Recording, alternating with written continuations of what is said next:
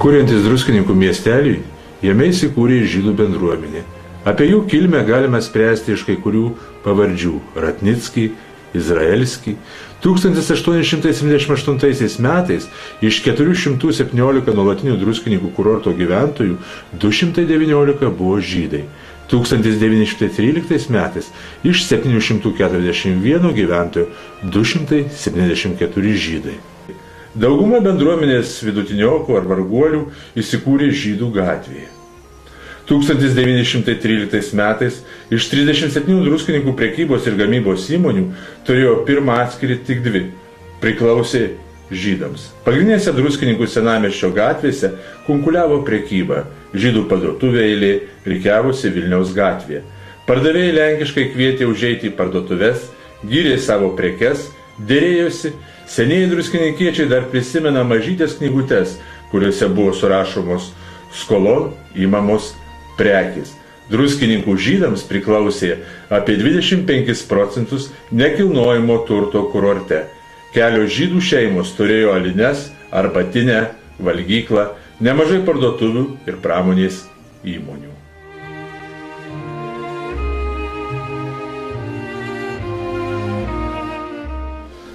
Jeigu kalbėti apie žydus Druskininkuose, tai tema yra labai plati, įdomi ir tikrai verta dėmesio. Šalia Čiurlionio iš karto iškyla varšuviečio gydytojo Juzefo Markevičiaus šeima. Ir čia pat žydų Abraomo Lipšicų šeima. Šeima įdomi, kaip po druskininkiečiai, kaip po mūsų miesto istorijai palikę labai nemažai. Tėvas Abraomas Lipšicas buvo verslininkas, kaip dabar sakytumėm, buvo turtingas žmogus. Jo vadovaujama, jis buvo rangovas statybų, kurios ir šiandieną yra Druskininkuose ir puošia mūsų miestą. Kulminacijai 1909 metais, kada simboliškai taip susitinka, prasilenkia Čiurlionių sūnus Mikalojus Konstantinas Čiurlionis ir Lipšicų sūnus Jakovas Lipšicas Jokūbas, vėliau studijų Paryžiui pasauliui daugiausia žinomas kaip Žakas Lipšicas. Tarpukaris čia gyveno labai daug žydų. Ir jeigu pamėginti juos kažkaip simboliškai prikelti, jeigu pabandyti pasižiūrėti juos, mes matytumėm, kad jie davė Druskininkų kultūriniam gyvenimui, jie sudarė tą Druskininkų miestelio savotišką nuotaiką ir aurą. Buvo tragiškas įvykis, kad Druskininkuose sunaikinom žydų kapinės. Buvo drastiškai sunaikintos kapinės, o tuose kapinėse buvo palaidota Žako Lipšico mama. Ir sužinojęs apie tai, jis labai garsiai, kad girdėtų visas pasaulis, pasakė savo nuomonę apie tai ir tuo ilgam užsitraukė nemalonė ir apie jį nebuvo kalbama. Daugybė bandymų kažką tai padaryti, atsitrenkdavo į sieną ir nieko nebuvo galima padaryti. Ir tik tai paskui, kada pasikeitė laikai, kada atgavom nepriklausomybę ir galėjom jau kažką tai padaryti, tada jau šis tas padaryta, bet man atrodo, kad žymiai mažiau negu reikėtų, žymiai mažiau negu privalėtumėm padaryti. Žakas Lipšicas, kada baigė Paryžiuje dailės akademiją, tai pirmas jo darbas buvo stirnaitė. Toks krakštė stirnaitė. Ir antiek buvo plastika jautri, antiek buvo tas darbas toks dvasingas, kad jau tada visi žinojo, kad jis bus didelis skulptorius.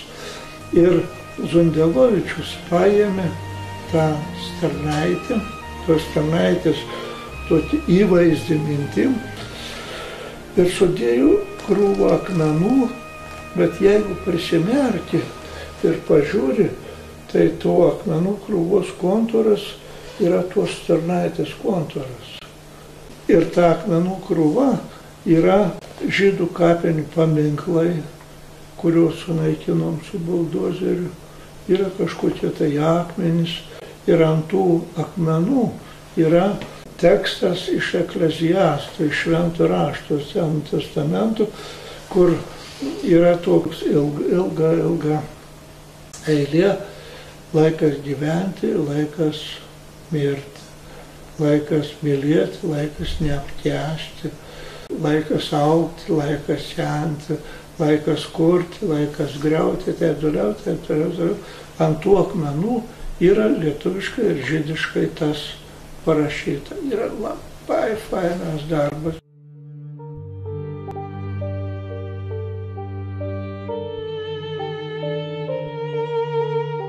Mes esame Ratnyčioje prie senųjų žydų kapinių. Ir daugeliui kyla klausimas, tai kurgi tos senosios ir kur kitos žydų kapinės. Druskininkuose parašyta senosios žydų kapinės, Ratnyčioje įrašas taip pat senosios žydų kapinės. Tikrai senosios žydų kapinės yra Ratnyčioje, todėl kad druskininkuose laidoti mirusiųjų nei žydų, nei kitų tikėjimų žmonių nebuvo galima. Bet kokia mirtis druskininkuose kurortui buvo labai didelė žala ir buvo manoma, kad druskininkų kurorte žmonės nemiršta, o jie gyvena tiesiog kone amžinąjį gyvenimą. Taip kad ir lietuviai, ir lenkai, ir žydai buvo laidojami tik Ratnyčioje tam tikrą laikotarpį ir tik vėliau atsirado naujosios kapinės žydų druskininkuose ir taip pat kitų tikinčiųjų. O pradžioje buvo Ratnyčioje. Net ir 1847 metais, kada mirė Jonas Čečiota, tai irgi nebuvo laidojama druskininkuose, o būtent buvo palaidotas Ratnyčioje. Vadinasi, iki 1847 metų kapinių druskininkuose aplamai nebuvo. Jos atsirado apie 1868 metus. Šitoje vietoje, kur mes šiuo momentu stovime, čia buvo žydų getas, tai labai gražus 2 aukštų mūrinis pastatas. Ir tame jie pastate gyveno, kaip ir kvartale, kuris buvo gausus gyvenamųjų pastatų, ir jos juosė Janonio gatvė, Tarybų gatvė ir dabartinė Vilniaus alėja, o šitame kvartale ir žydai gyveno. Vokiečių karininkai ir aplamai vokiečių atstovai lankydavo gydyklose procedūras.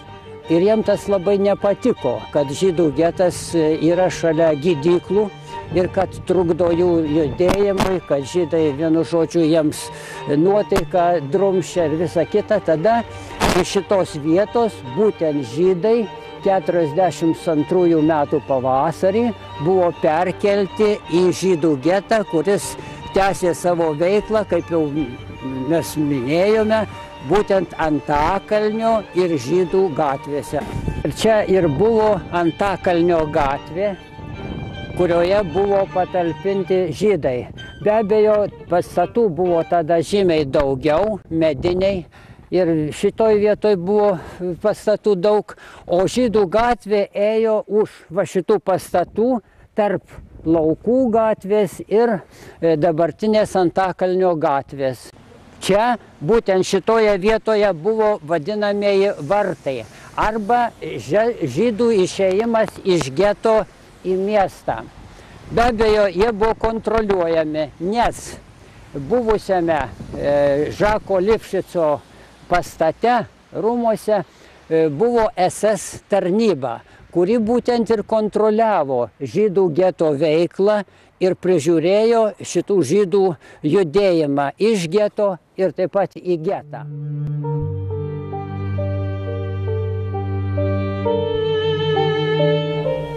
Archyve aptiktas karo metais vokiečių kalba parašytas dokumentas, padėjęs atskleisti šį paslapties šydą. Jis parašytas 1943 m. rugpjūčio 12 d. Pasirašytas Druskininkų vokiečių okupacinės tarnybos komisaro ir adresuotas savo viršininkui, Gardino rajono komisarui. Jo vertimas iš vokiečių kalbos liudija 1943 m. birželio 30 d. Jaskelevičių Jaskonių kaime pas Petrą Jaskelevičių buvo rasti 4 žydai. Taip, Jaskelevičius ilgą laiką šiuos žydus slėpė savo klojime, todėl jis su žmona iš karto buvo areštuoti ir perduoti Gestapui. Jo žemės sklypas perduotas nuomoti kitiems valstiečiams.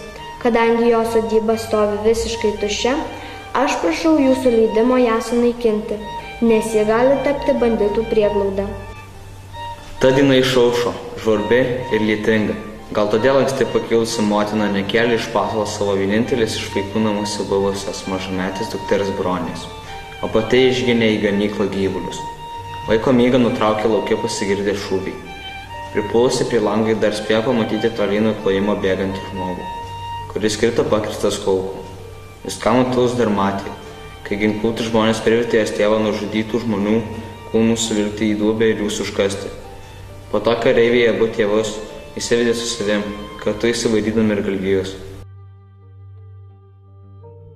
2012 metais rugsėjo mėnesį Lietuvos Respublikos prezidentė Dalia Grybauskaitė apdovanojo jaskoniškius Ipolitą ir Mariją Jaskelevičius bei tragedijos dieną likusią gyvą jų dukrą Bronislavą Karaliūnienę Jaskelevičiūtę žūvančių gelbėjimo kryžiumi.